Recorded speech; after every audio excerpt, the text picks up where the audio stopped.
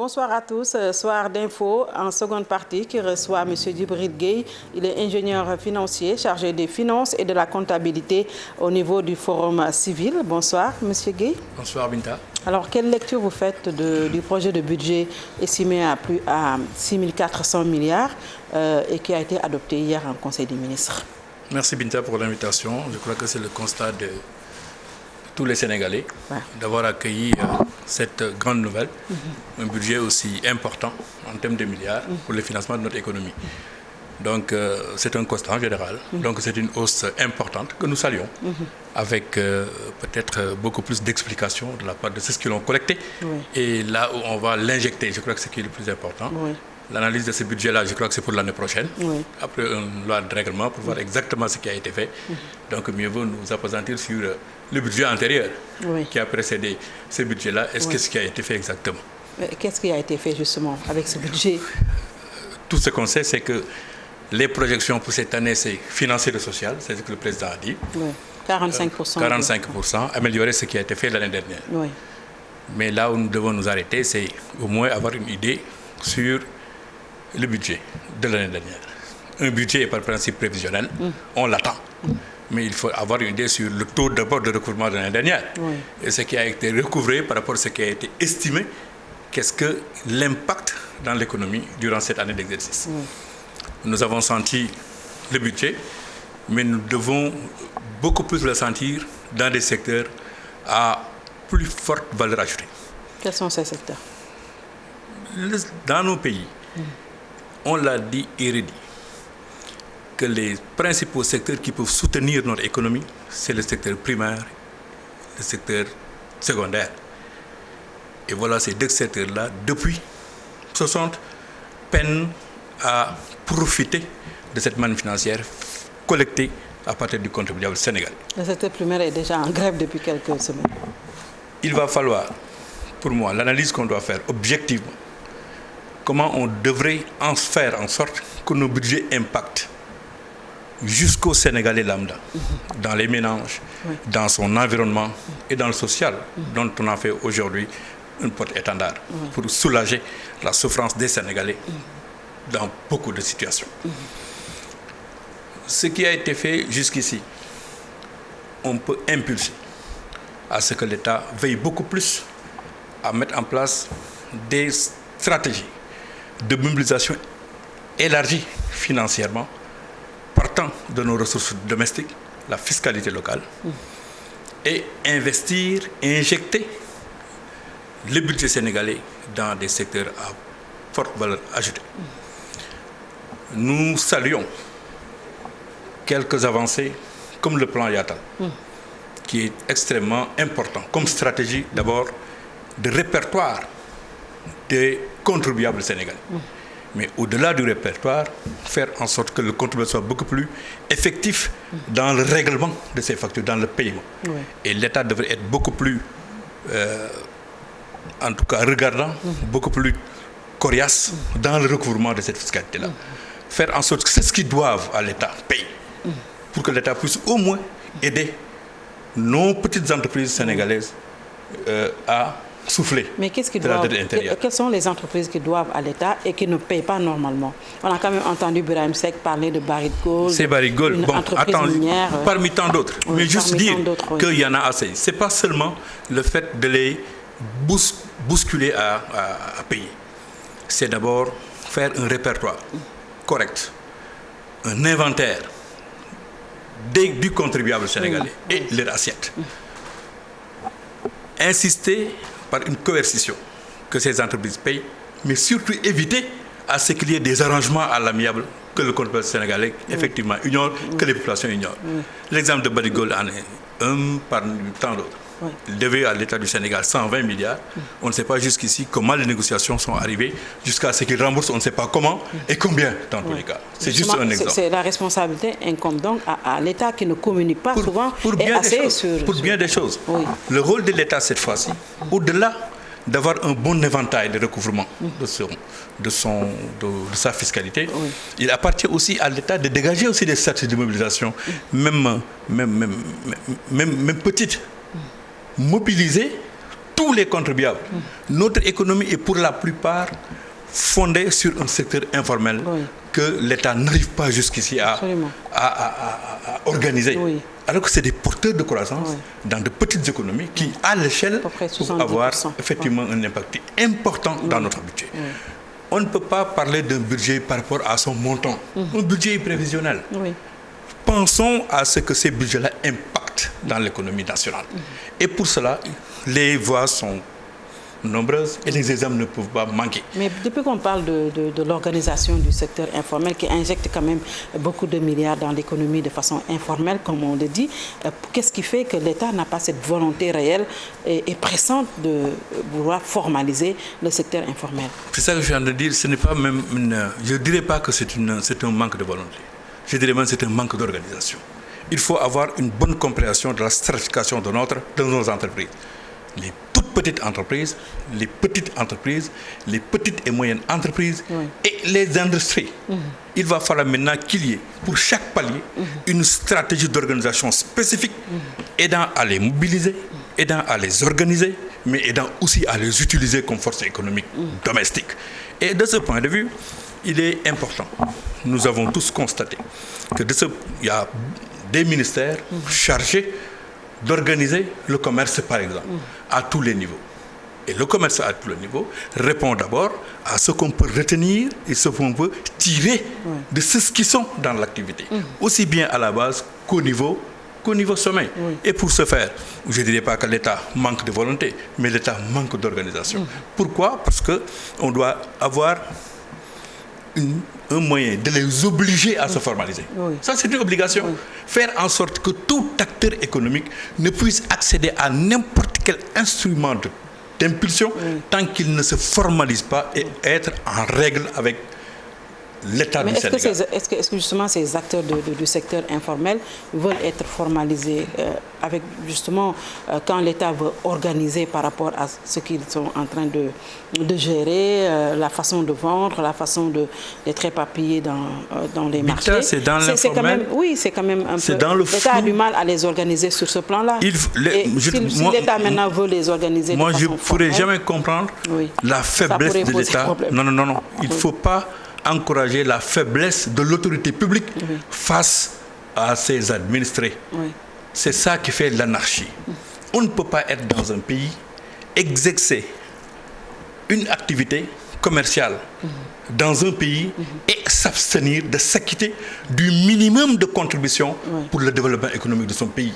Là, au-delà de la sensibilisation que les ONG doivent faire, l'État doit user d'un moyen de coercition, de répression, pouvant arrêter cette dépravation-là.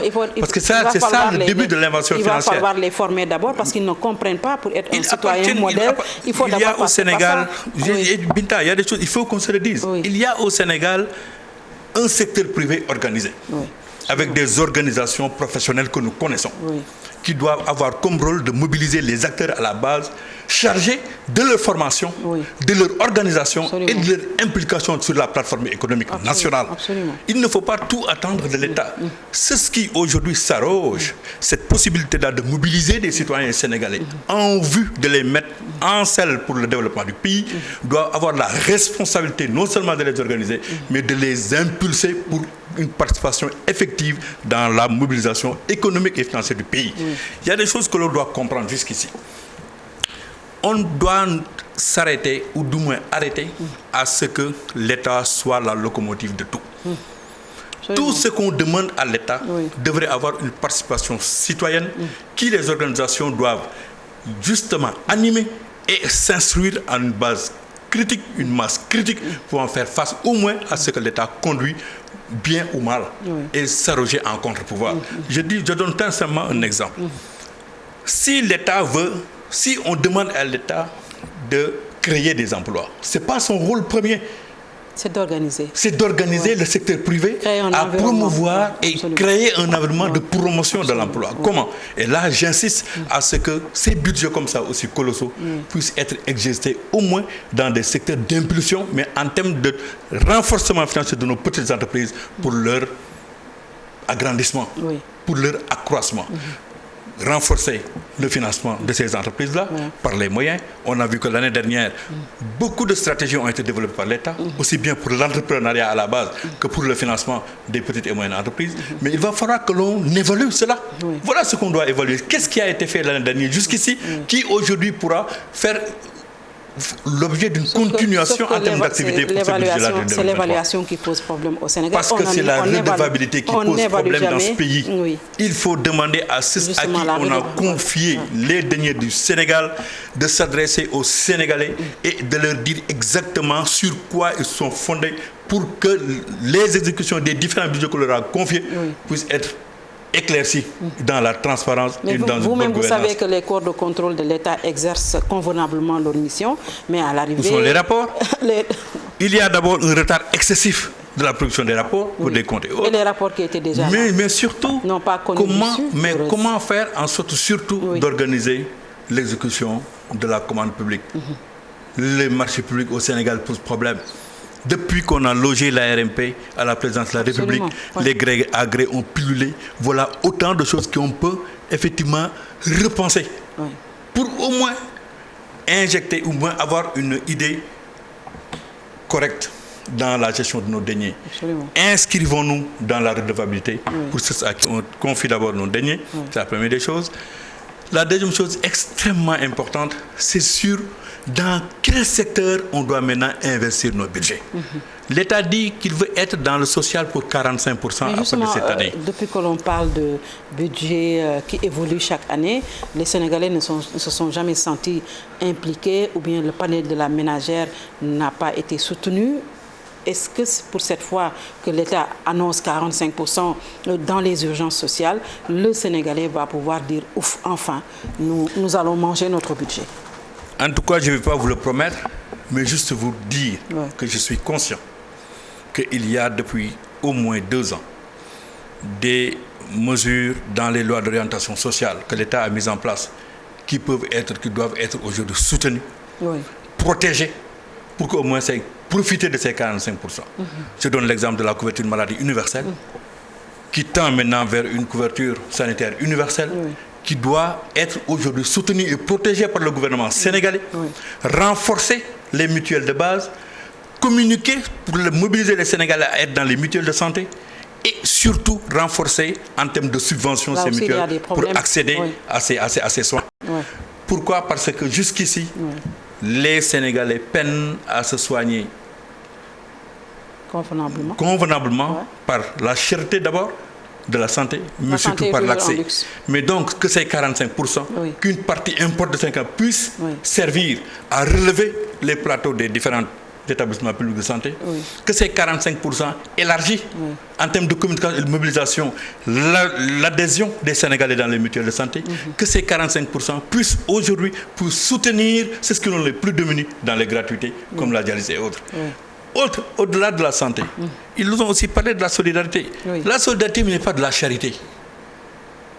C'est un financier qui vous parle. On ne parle de social que lorsqu'on s'implique dans des activités pour l'accès aux services sociaux de base en général. La charité, c'est ce qu'on perd, c'est ce qu'on donne en fonds perdus. Mais faire en sorte que d'utiliser les Sénégalais, même le plus pauvre, parce que même un pauvre est un acteur économique potentiellement actif, qu'on doit le mettre dans des conditions de pouvoir développer des activités de génération de revenus à la base par des stratégies que l'État a mis en place, mais qui doivent être convenablement animées, créer l'accessibilité de tous les Sénégalais d'égale dignité, d'égale conditions sociales à accéder à ces Mais justement, quand on parle d'urgence sociale, les Sénégalais s'attendent à ce que les prix des denrées de base baissent. C'est la première chose à faire. Et là, je crois qu'il faut aller dans la stratégie de structure. Il faut structurellement changer notre type d'accès à la consommation. Si au Sénégal, tout ce que nous consommons, nous l'importons, pour la plupart, nous ne pouvons avoir que des stratégies curatives, spontanées, conjoncturelles de régler ces questions-là. Qu'est-ce qu'il faut? Une souveraineté alimentaire. Il faut une souveraineté alimentaire. Faire en sorte que le secteur primaire soit financé. Faire en sorte que l'emploi puisse orienter dans ces formations-là. Aider les jeunes, les former dans ces secteurs à forte valeur ajoutée, à forte mobilisation économique et financière pour les aider à avoir l'emploi dans ce sens-là. Accéder à l'autonomie alimentaire. Absolument.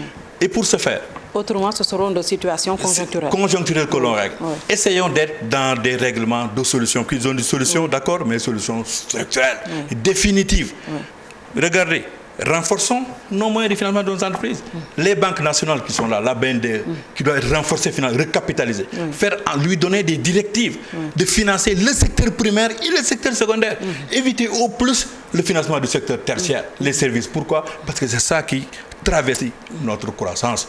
Parce que si, quel que soit le taux important de notre croissance, le Sénégalais lambda ne le sent pas, c'est parce que tout simplement, c'est les services qui grimpent au détriment des piliers de notre économie. Si on a financé aujourd'hui des structures qui permettraient à ce que les Sénégalais, dans sa balance commerciale du Sénégal, il y a un équilibre sur ce qu'on produit et ce qu'on mange. Je crois que ce qu'on importe va effectivement diminuer et cela va nécessairement se ressentir dans le panier de la Ce qu'on a constaté est que le secteur primaire, quand même, l'élevage, l'agriculture, la pêche, ce sont des secteurs très, très poussifs. Et on n'a pas l'impression que l'État a cette réelle volonté. Le mot volonté, ça revient toujours, pour quand même faire booster ces secteurs hautement stratégiques et importants. En tout cas, ce qu'il faut concevoir, quel que soit le niveau de volonté de l'État, il est déterminant aujourd'hui que tous les acteurs privés, institutionnels, s'associent pour indiquer à l'État du Sénégal des stratégies de développement économique. Absolument. Nous avons un document de référence comme le PSE qui définit clairement des axes sur un horizon. Ce qui est extrêmement important. Mais ce qui anime un document économique, c'est une stratégie, une théorie. C'est maintenant comment l'exécuter avec une pratique. Et pour ce faire, nous avons les meilleurs économistes du pays. Nous avons les meilleurs statisticiens du pays. On a déterminé qu'au Sénégal, que nous pouvons produire notre consommation. Qu'est-ce qui fait en sorte que l'État ne puisse le faire? C'est la question que tout le monde se pose. Mais en tout cas, c'est à nous maintenant d'être à l'avant-garde, demander à l'État du Sénégal, comme ce qu'il a fait avec les 45%, demander. Nous avons des députés à l'Assemblée nationale qui doivent approuver des budgets. Essayons aussi à ce que ce qui représente le peuple et qui doivent le définir par rapport à des stratégies de développement puissent prendre en compte ces préoccupations-là de manière sérieuse. Et nous allons justement terminer par la bonne gouvernance qui est quand même un parent pauvre au Sénégal. On nous avait promis une gouvernance sobre et vertueuse, mais à l'arrivée, on a vu ce qui s'est passé. En tout cas, le Sénégal est jusqu'à présent, du point de vue de la perception, mal classé. Mal classé dans les pays les plus corrompus du monde, dans les pays où effectivement la règle, la mauvaise gouvernance est vraiment érigée en règle de gestion des affaires publiques. C'est ce qu'il faut corriger. Et pour ce faire au Sénégal, comment on peut le faire? Au-delà de l'organisation, dans l'exécution, il faut aller sur deux choses très importantes. Indiquer à ce que tout Sénégalais détenteur des deniers publics puisse revenir au Sénégal par la redevabilité. Instruire aux Sénégalais et s'inscrire dans cette dynamique de dire ce que vous m'avez confié, voilà où je l'ai mis et voilà ce que j'en ai fait. Et qu'est-ce que vous en pensez? La deuxième chose, celui qui obstrue à ces règles minimales puisse subir une coercition institutionnelle. Très bien. Merci, M. Djibril Merci Gueye. beaucoup. Vous êtes expert ingénieur financier, également chargé des finances et de la comptabilité au niveau du Forum civil. La prochaine fois, nous reviendrons également sur l'audit des entreprises minières quand même qui ont asséché économiquement certaines régions du Sénégal. Nous y reviendrons très prochainement. Merci d'avoir suivi. Bien le bonsoir. Merci.